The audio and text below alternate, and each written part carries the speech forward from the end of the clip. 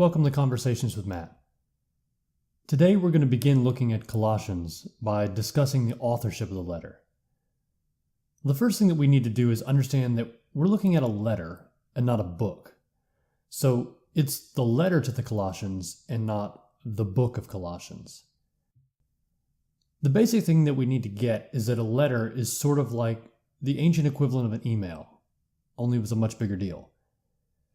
For starters, when Paul sent a letter to someone, he didn't simply press send or drop it in the mailbox like a regular letter. He sent one or several people to physically carry the letter from one part of the Roman Empire to another.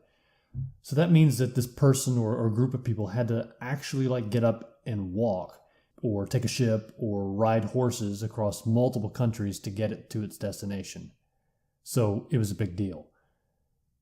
But even beyond that, when this person or persons got to where they were going, it wasn't like they just deliver the letter and then walk off. They would read the letter aloud to the congregation, explain what it meant, and then answer questions. So the people who carried Paul's letters were not mailmen.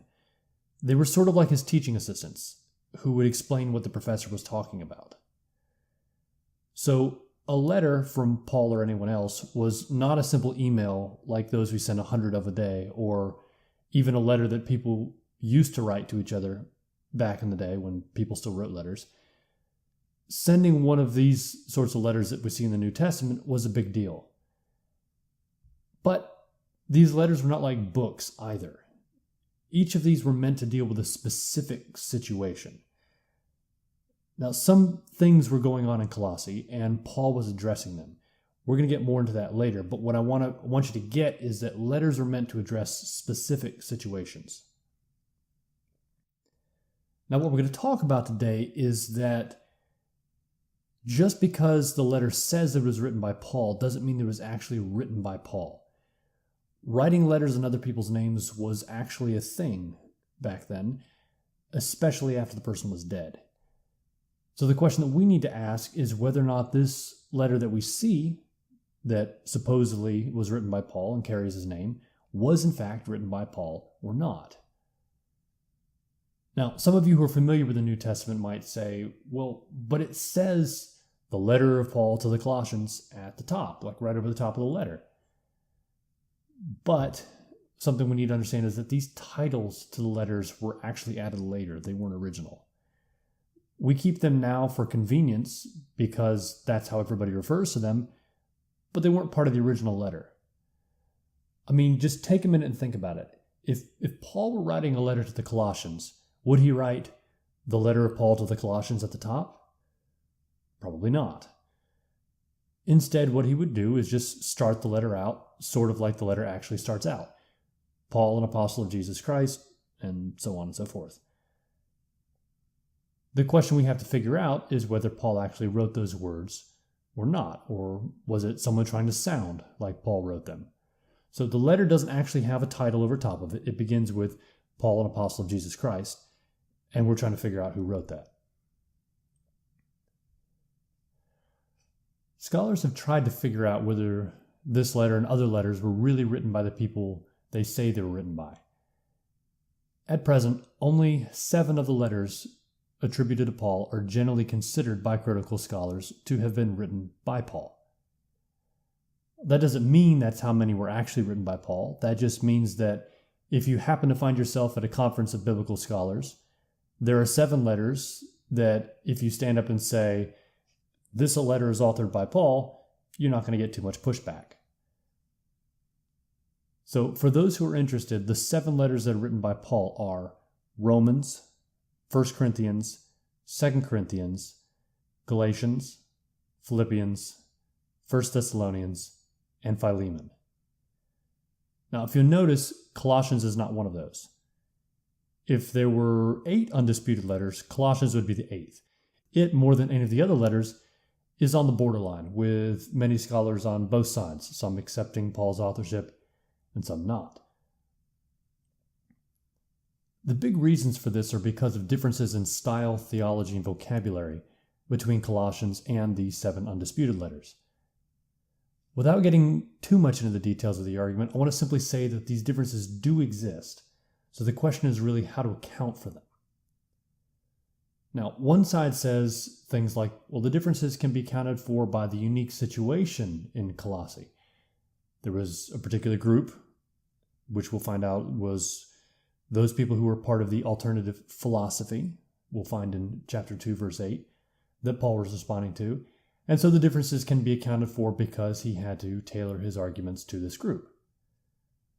This makes sense, yet there are still many differences. The other side says that there was simply another author.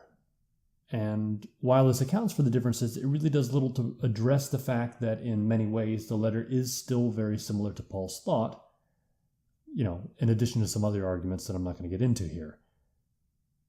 Personally, I don't like either option very much. From my studies, I think the most likely situation is that Timothy wrote the letter under the supervision of Paul. Timothy, for those of you who don't know, was a disciple of Paul. He was the supposed recipient of 2 letters in the New Testament, 1st and 2nd Timothy, though these are not part of the undisputed letters of Paul, and was later the bishop of Ephesus. If Paul were still alive at the time of the writing of this letter, and Timothy were with him, then Timothy would have still been training under Paul. I think it's highly plausible that as a part of his training, Paul could have heard about the situation that was going on in Colossae and asked Timothy how he would respond to it, and then have him draft a letter to address it. So the theology would be Pauline, since Paul trained Timothy. There would, however, be some things that were different because Timothy was, a different person and thought about things a little differently. And this would account for the differences that those who do not accept Pauline authorship point out, as well as account for the large general agreement with Paul's theology. So why do I think that? Well, first, it fits all of the issues we've already seen. There are both similarities and differences when the letter is compared to the undisputed letters of Paul. Second, this is actually what the letter itself says. So I want you to notice in verse 1, Timothy is named as a co-author. It says Paul and Timothy. However, it goes further than that. In Colossians, when the letter really gets going with verse 3, we start seeing the word we being used. We say this, and we do that. By comparison, in 1 Corinthians, Sosthenes is named as a co-author. But when Paul finishes his opening and starts the letter itself, he returns to the first person singular, I, in verse 4, and continues with that thereon. He says, I say this, and I do that. So in 1 Corinthians, Sosthenes is basically an honorary co-author, in name only. Paul's basically saying, yes, Sosthenes is here, and he's okay with everything that I'm saying.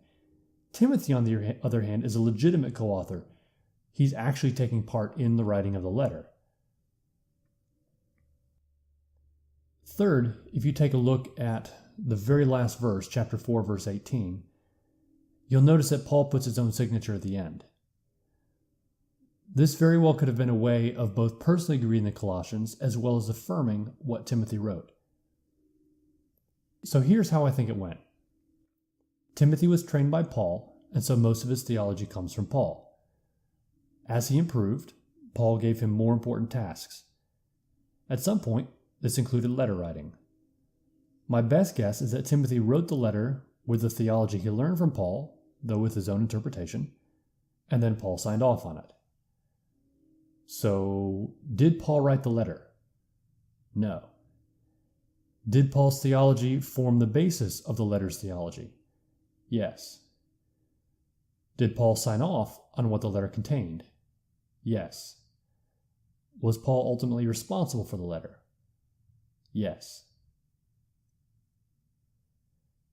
I think this makes sense of all the evidence, more so than the other theories, but someone may have a better theory.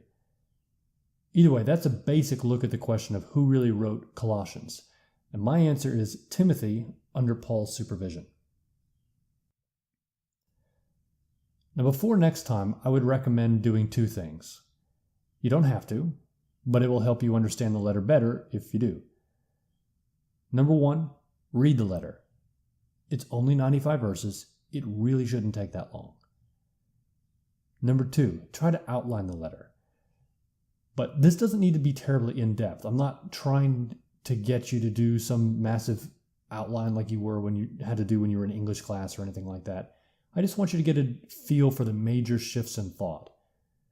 We're going to spend a lot of time moving forward, going through things verse by verse and really focusing on the details.